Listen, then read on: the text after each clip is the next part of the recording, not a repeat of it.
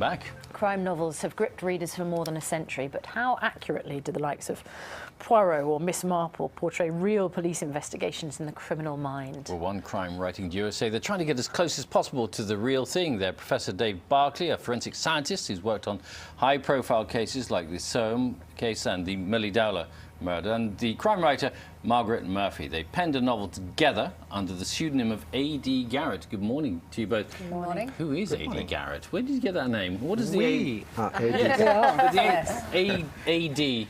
stand for? We're actually keeping that a secret until our readers work it out for themselves. And there's going to be a competition on a website. So Like, look a bit out like for the Endeavour Morse, then, sort of thing. that sort of thing, yeah. Yes, OK. Ah, so it's part of the mystery. It is. There's something quite clever about AD as well, because it could be a man or it could be a woman, and that's... And actually it's both.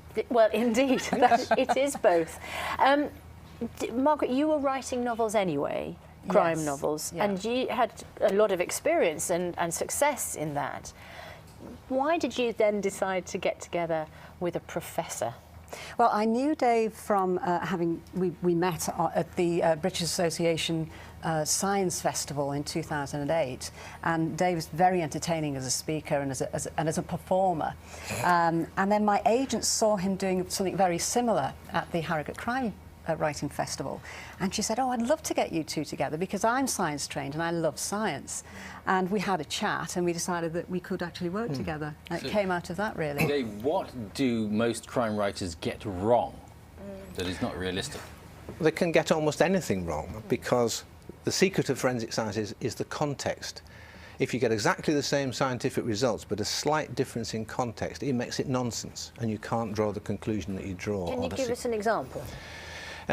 Yes, you could get a body being dragged out of a lake and the body is dragged out over rocks because you've had rocks there before, but the scratches would have to match the rocks. If the body is dragged out over pebbles, it would sort of roll over the pebbles and you get to completely different marks. So the fact that you've mentioned rocks in the lake earlier completely alters the context that later on when you're doing the post-mortem. Does this rather stymie the creative process occasionally? You find you want to write something and then Dave comes and says, oh, you can't say that. Well, he has on several occasions, but I don't think it stymies it because that conflict is really useful. I mean, there was an occasion where I really needed, like they do on TV series, I really needed the DNA results today. Yes. And I got back to Dave, I said, look, it's not going to work in terms of story unless I can get these results today. What can I do? He said, well, you could get them in a few hours if you want to.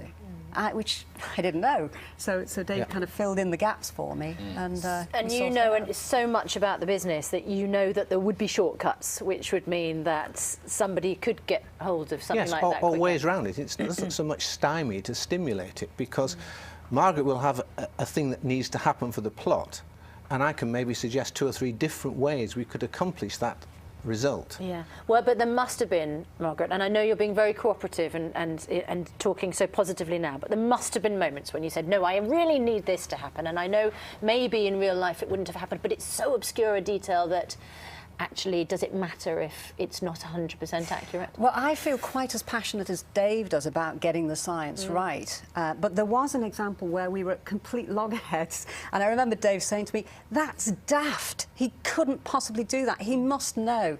There's a minor character who is rather secretive.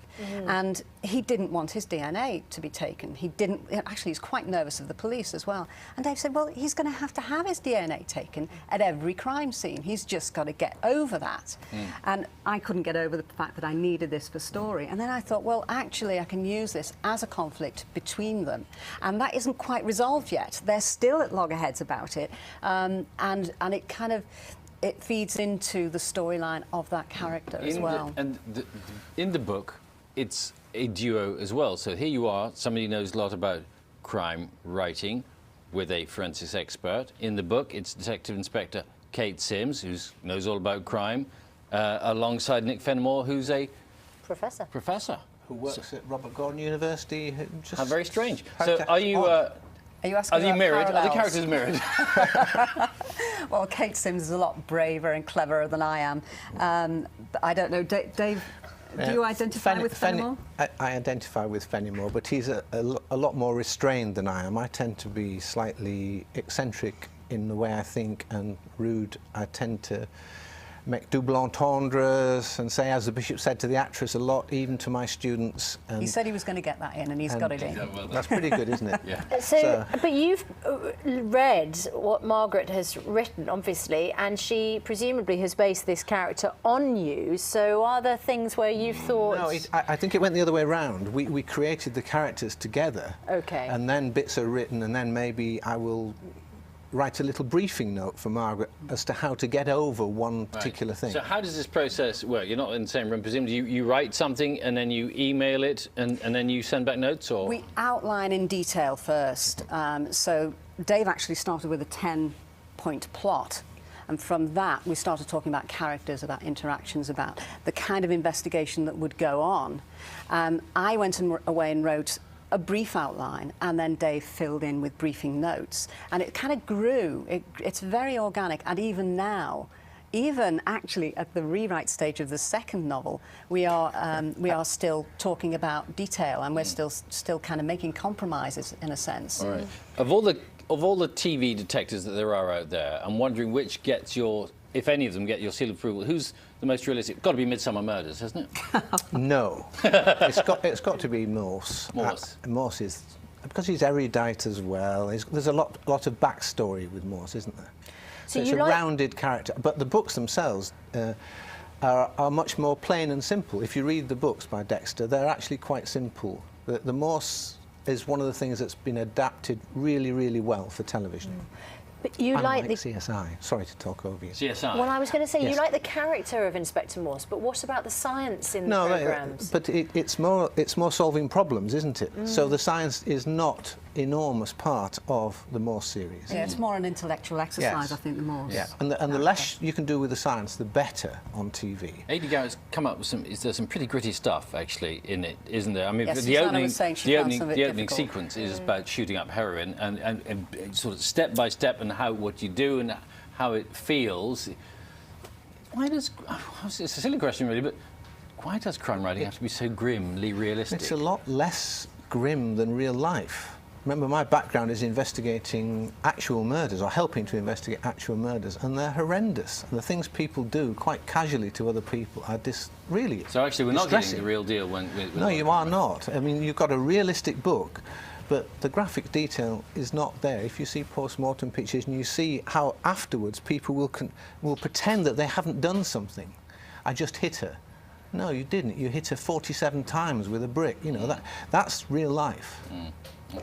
And sensitive to handle as well, isn't it, Margaret? I mean, I find it difficult to read. You've got to write it.